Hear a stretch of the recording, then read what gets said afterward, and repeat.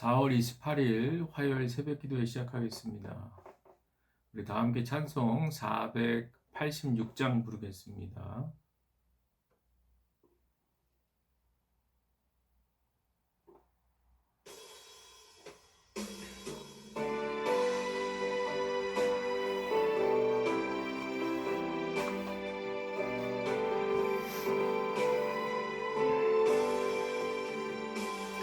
이 세상에 근심된 일이 많고 참 평안을 몰랐구나. 내 주 예수 너로라 부르시니 곧 평안이 쉬리로다. 주 예수의 구원의 은혜로다. 참 기쁘고 즐겁구나. 그 은혜를 영원히 누리겠네. 곧 평안히 쉬리로다. 이 세상에 곤고한 일이 많고 참 쉬는 날 없었구나.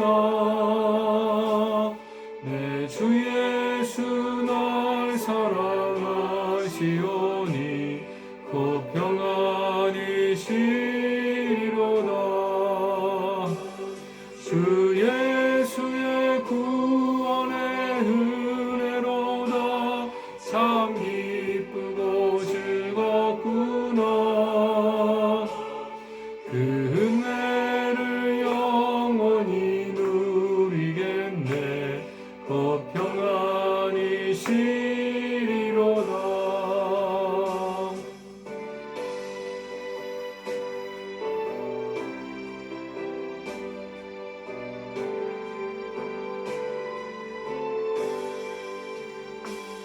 이 세상에 죄악된 일이 많고 참 죽을 일 쌓였구나. 내 주 예수 날 건져주시오니 곧 평안히 쉬리로다. 주 예수의 구원의 은혜로다. 참 기쁘고 즐겁구나. 은혜를 영원히 누리겠네. 곧 평안히 쉬리로다.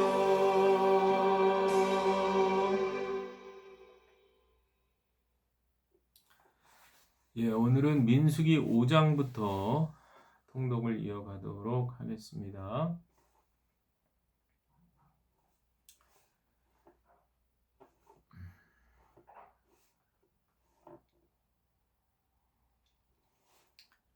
오늘 민수기 5장, 또 시편 39편, 아가서 3장, 그리고 히브리서 3장에 있는 말씀 우리 함께 읽어가면서 또 우리 주님의 마음을 깊이 헤아려 보는 그런 시간을 갖게 되어지기를 바랍니다. 5장. 주께서 모세에게 말씀하셨다. 너는 이스라엘 자손에게 악성 피부병 환자와 고름을 흘리는 사람과 죽음에 다 부정을 탄 사람은 모두 진에서 내보내야 한다고 지시하여라. 남자나 여자나 가릴 것 없이 똑같이 진 바깥으로 내보내어 내가 머물고 있는 진을 더럽히지 않도록 하여라. 이스라엘 자손은 그 말씀대로 그런 사람을 진 바깥으로 내보냈다.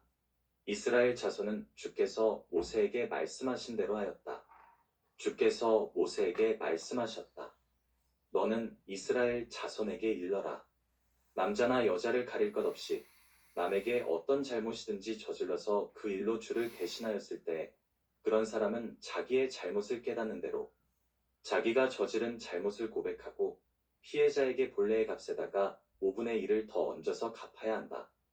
그 피해자에게 대신 보상을 받을 근친이 없으면 그 배상액은 죄를 속량하려고 바치는 속죄양과 함께 주께로 돌아가 제사장의 몫이 된다.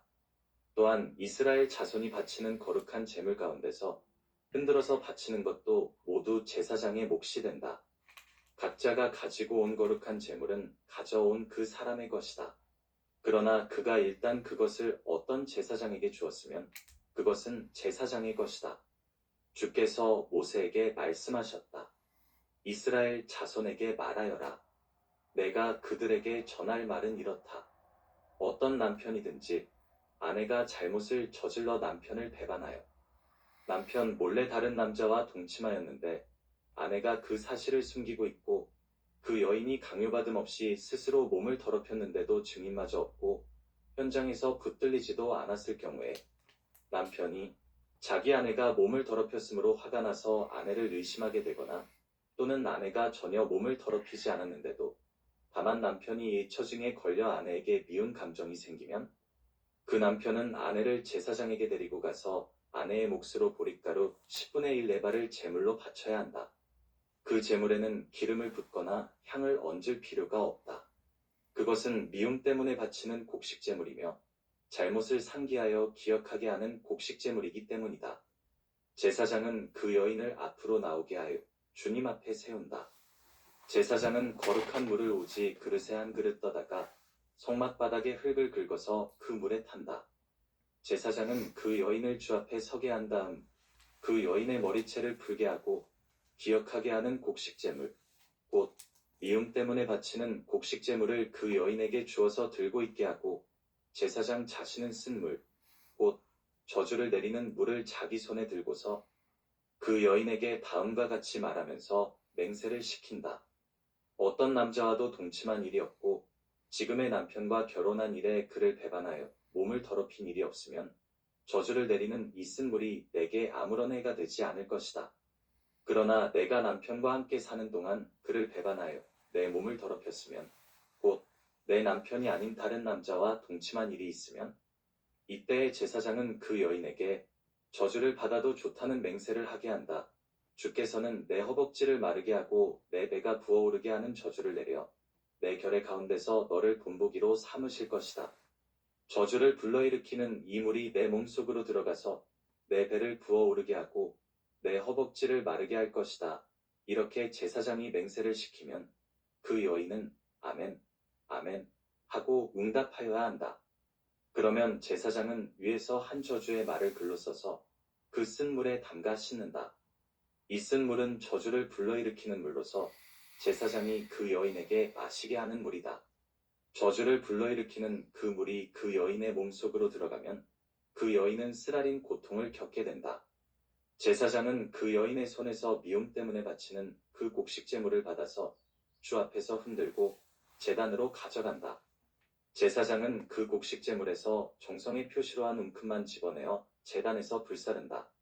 이 일이 끝나면 마지막으로 제사장은 그 준비된 물을 여인에게 주어 마시게 한다. 제사장이 여인에게 물을 주어 마시게 했을 때 그 여인이 자기 남편을 배반하고 제 몸을 더럽힌 일이 있다면 저주를 불러일으키는 그 물이 그 여인의 몸에 들어가면서 여인은 쓰라린 고통과 함께 배가 부어오르고 허벅지가 마른다. 그러면 그 여인은 결의 가운데서 저주받은 자가 된다. 그러나 그 여인이 제 몸을 더럽힌 일이 없이 깨끗하면 아무런 해도 없고 임신에도 지장이 없다.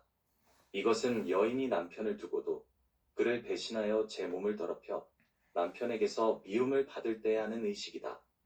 때로는 남편이 공연히 애처증이 생겨 자기 아내를 미워하는 경우에도 여인은 주님 앞에 서야 하고 제사장은 이 의식을 그 여인에게 행하여야 한다. 남편이 아내에게 이렇게 하여도 남편에게는 잘못이 없다. 그러나 아내에게 죄가 있으면 아내는 그 책임을 져야 한다.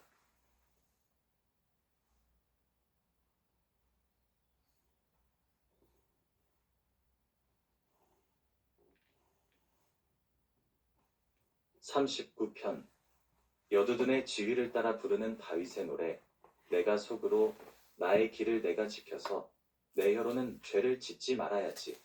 악한 자가 내 앞에 있는 동안에는 나의 입에 재갈을 물려야지 하였다. 그래서 나는 입을 다물고 아무 말도 하지 않았다. 심지어 선한 말도 하지 않았더니 아픔만 더욱더 깊어갔다. 가슴속 깊은 데서 뜨거운 열기가 치솟고 생각하면 할수록 괴로움만 더욱 커져서 주님께 아뢰지 않고는 견딜 수 없었다. 주님 알려주십시오. 내가 얼마나 더 살겠습니까? 내가 언제 죽습니까? 나의 일생이 얼마나 덧없이 지나가는 것인지를 말씀해 주십시오. 하고 묻지 않을 수 없었다.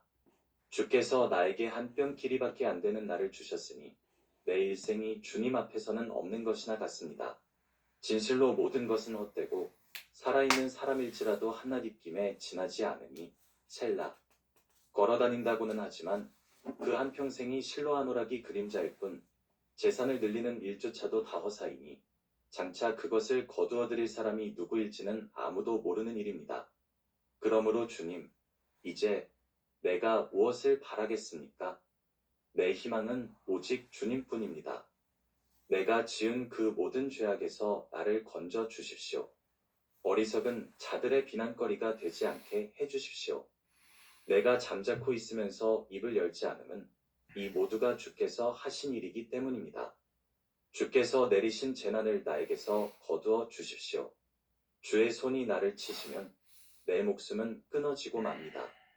주께서 인간의 잘못을 벌하시고 그 욕망을 좀이 먹은 옷같이 삭게 하시니 인생이란 참으로 허무할 뿐입니다. 셀라. 주님, 내 기도를 들어 주십시오. 내 부르짖음에 귀를 기울여 주십시오. 내 눈물을 보시고 잠잠히 계시지 말아 주십시오. 나 또한 조상처럼 떠돌면서 주님과 더불어 살아가는 나그네이기 때문입니다. 수만 번 돌릴 수 있도록 내가 떠나 없어지기 전에 내게서 눈길 한 번만 돌려주십시오.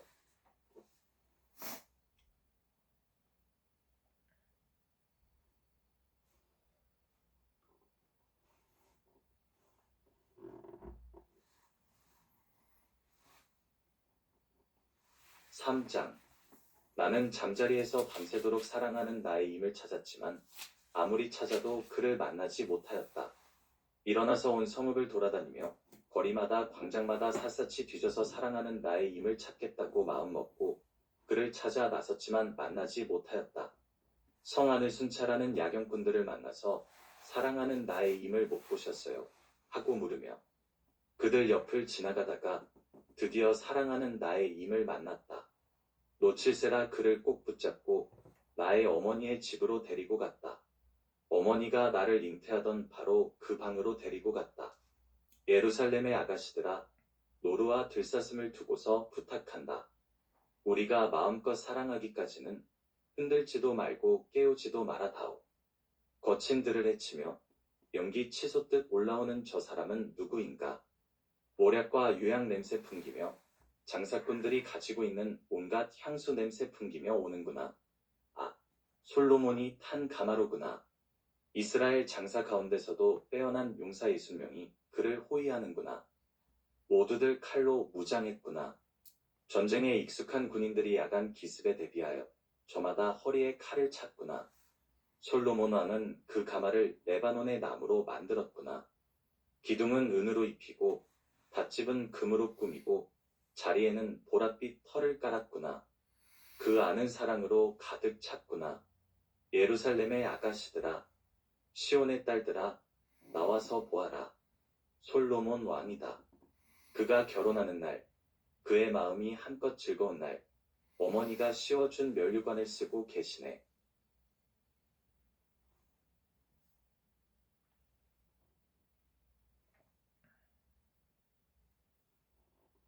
(3장) 그러므로 하늘의 부르심을 함께 받은 거룩한 형제자매 여러분, 우리가 고백하는 신앙의 사도요, 대제사장이신 예수를 깊이 생각하십시오.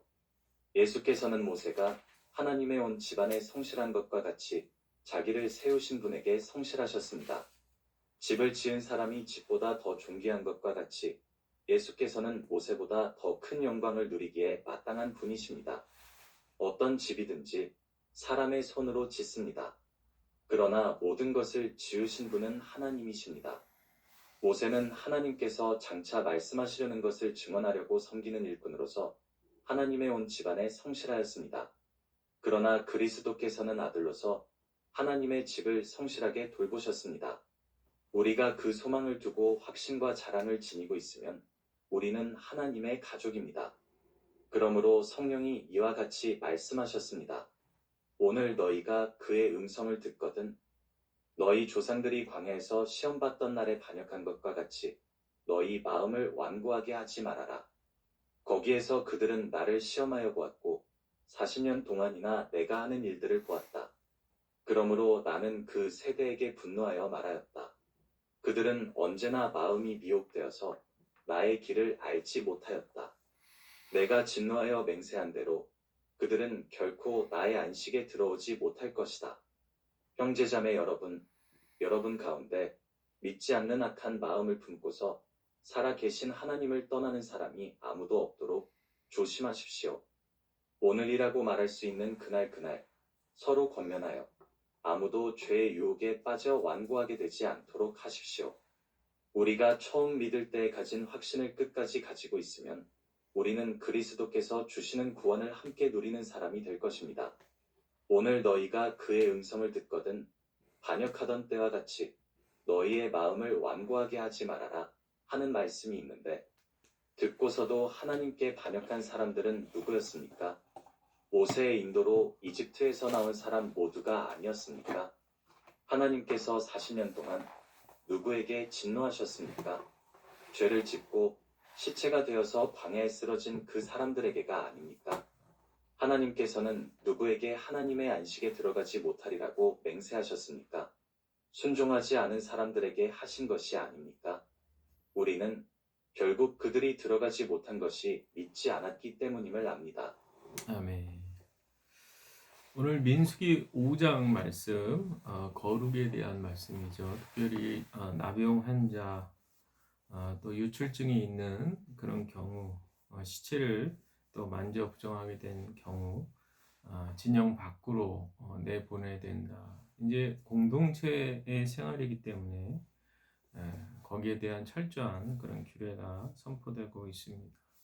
또 이웃에게 피해를 끼치고 거짓 증언한 사람에 대해서 보상을 해야 되는 것, 또 길게 가는 죄에 대한 경우들, 이 모든 일들이 다 거룩성을 훼손하기 때문에 거기에서 반드시 죄를 가려내고 또 그에 해당하는 그런 죄가를 반드시 갖도록 그렇게 하고 있습니다.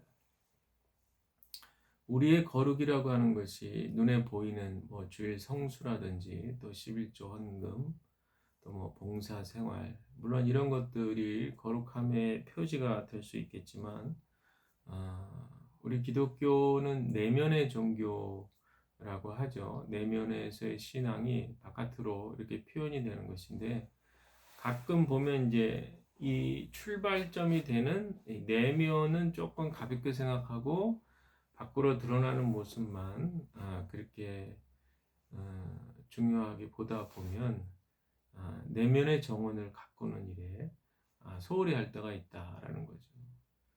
우리의 내면을 정원 이렇게 표현하는데 마당에 풀이 있으면 꼭 같이 자라는 게 잡초거든요. 잡초는 뭐 누가 심은 것도 아닌데 지가 알아서 이렇게 얼마나 열심히 잘 자라는지 그래서 가만 놔두면 결국 잡초가 더 무성해져서 풀을 더 이렇게 보다 더 왕성하게 자라게 되는 걸 보게 됩니다.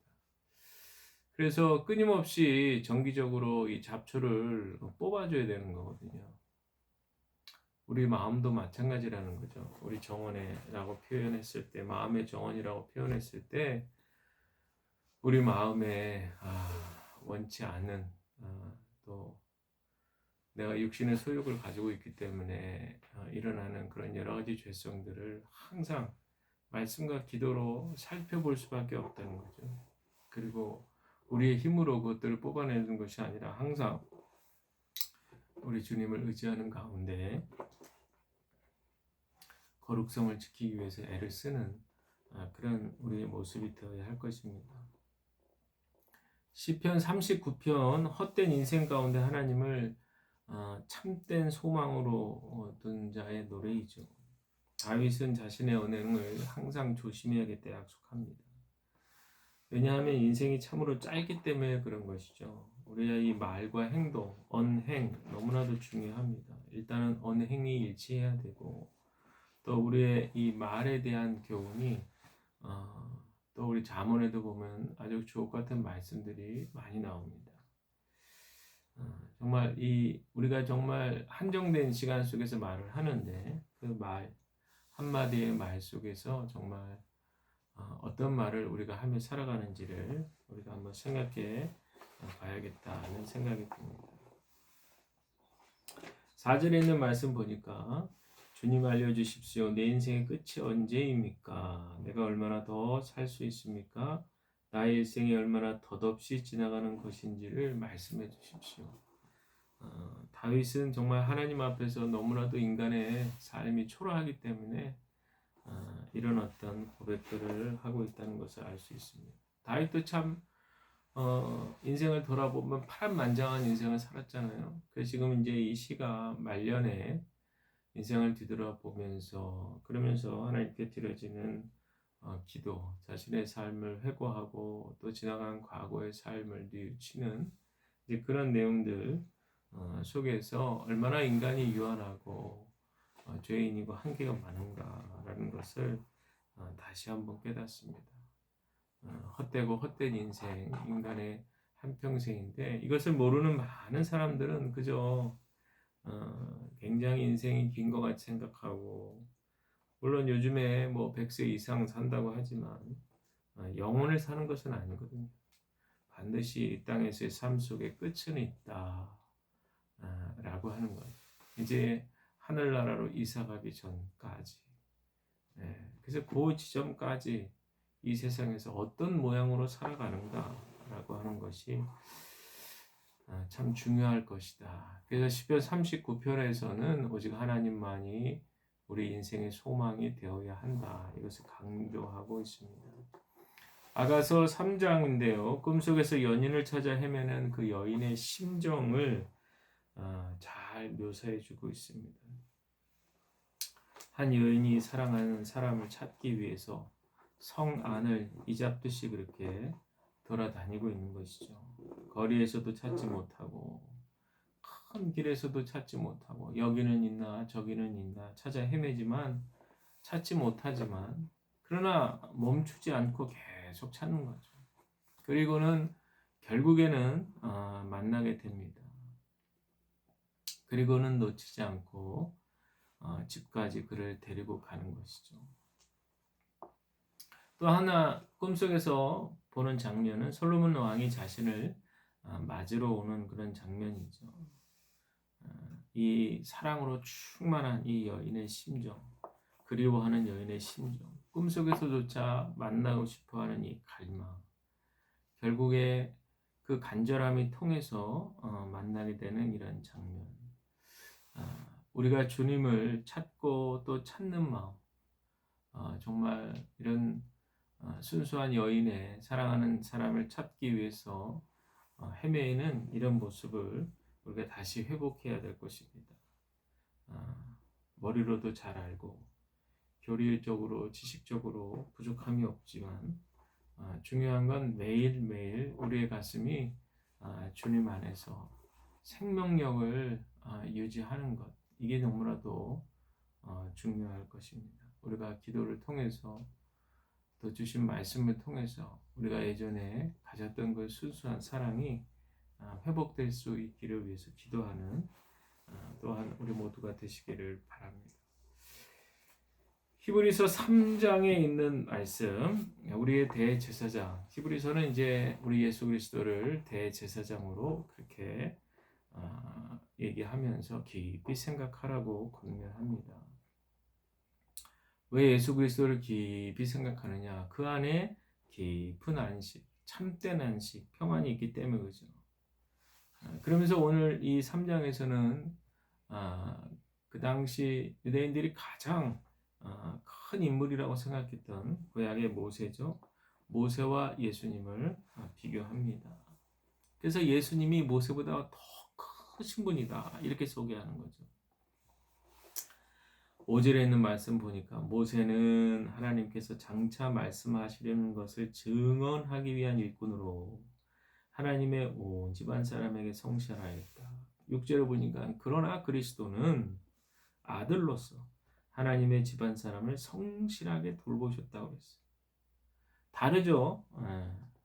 모세는 장차 오실 분을 증언하기 위한 일꾼이었지만 우리 주님 예수 그리스도는 바로 그분이라는 거죠. 모세가 그렇게 준비했던 증언했던 바로 그분이 예수 그리스도시고 그분은 아들로서 하나님의 집안 사람을 성실하게 돌보셨기 때문에 우리는 그 소망에 대해서 확신과 자부심을 갖고 있으면 우리는 하나님의 집안 사람이다 라고 하는 것이죠.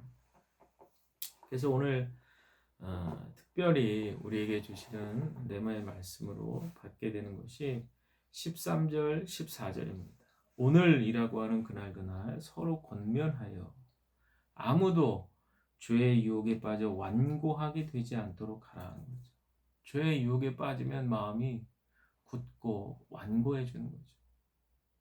부드러운 마음이 돼야 어린아이와 같은 그런 마음이 돼야 우리 하나님을 정말 깊이 있게 교제하며 믿을 수 있는데 굳어져 버리는 거죠. 그 14절에 우리가 처음 믿을 때 가졌던 확신을 끝까지 가지고 있으면 우리는 그리스도께서 주시는 구원을 함께 누리는 사람이 될 것입니다. 그랬습니다. 그 당시에 이 독자들뿐만 아니라 지금 이 시대 우리에게도 주님 말씀하신다 이렇게 믿습니다. 우리가 날마다 기도하실 때마다 완고해지지 않기 위해서 죄의 유혹으로 인해서 완고해지지 않기 위해서 나도 모르게 자라는 이 잡초들을 다 제거하고 온전히 거룩함을 쫓아서 우리의 마음이 어린아이와 같은 심령으로 주님을 간절히 찾고 구하고 주님과 깊이 교제를 나눌 수 있는 그런 저와 여러분들이 되셔서 믿음으로 이 어두운 시대에 잘 분별하며 성찰하며 승리하며 살아가시는 우리 모두가 다 되시기를 주님의 이름으로 간절히 축복을 드립니다. 기도하겠습니다. 하나님 감사합니다. 오늘도 주신 생명의 말씀을 붙들고 이 말씀이 우리의 삶을 운행할 수 있게 하시고 우리를 이끌어가게 하옵소서. 오늘도 우리에게 주신 이 하루가 마지막이라는 생각으로 하나님 간절한 마음으로 하나님이 주신 믿음으로 성실하게 또 이 어두운 세상 가운데 승리하며 살아가도록 인도하여 주옵소서. 감사드리오며 예수님의 이름으로 기도드립니다.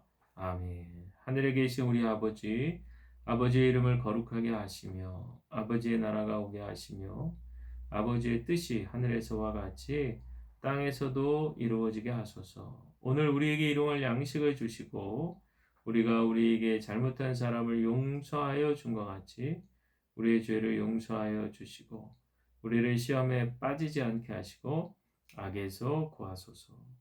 나라와 권능과 영광이 영원히 아버지의 것입니다. 아멘. 오늘도 이 말씀 붙들고 또 함께 기도하며 믿음으로 승리하시기를 간절히 축복을 드립니다.